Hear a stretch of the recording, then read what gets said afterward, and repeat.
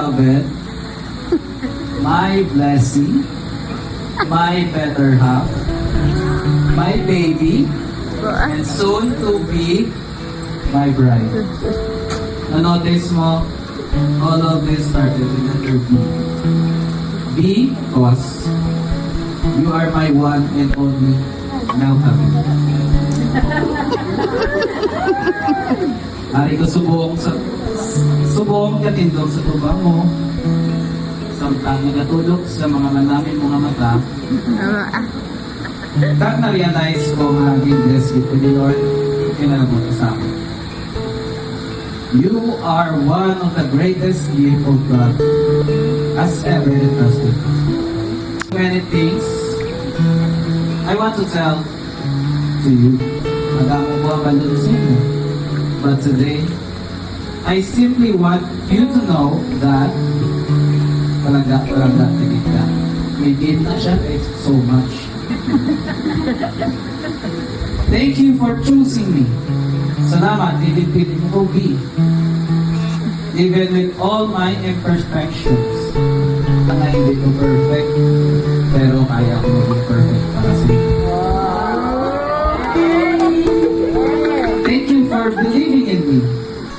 Kung gagawa ko sa self ko, for praying me always, encouraging me, laughing with me, and reminding me that God's plans are always better than our own. Mas mayugit ang plano sa Ginoo para sa atin. Today, before God and everyone we love, I promise that I will never stop choosing you. I promise to love you not only when life is easy, but especially when life is difficult. Pinapromise to give sa imo, dalaga. Pinakaptan ko yung mga mo.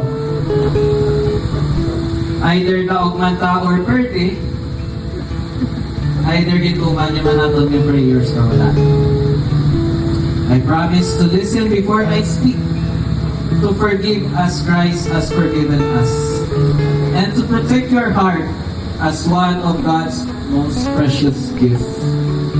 Pinapromise ko sa imo nga imuon ko ang aton balay sa ulihi nga mahipos kag makaway or peaceful ay. Kung sa diin mabatian mo nga katunganay ta, kag kung sa diin hatagan kita sa blessing ni Lord, and kung sa diin si Jesus welcome sa atin.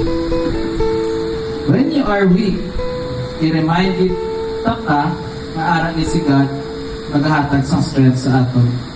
Kay tanan niya feelings na agyan din na ni Jesus kag na-overcome niya. When you are discouraged, I will remind you until peace fills your heart. I know I won't always be a perfect husband, but I promise that I will never stop growing, never stop learning, and never stop loving you. Together, we build a marriage that honors Christ, not because we are perfect, but because His love is perfect.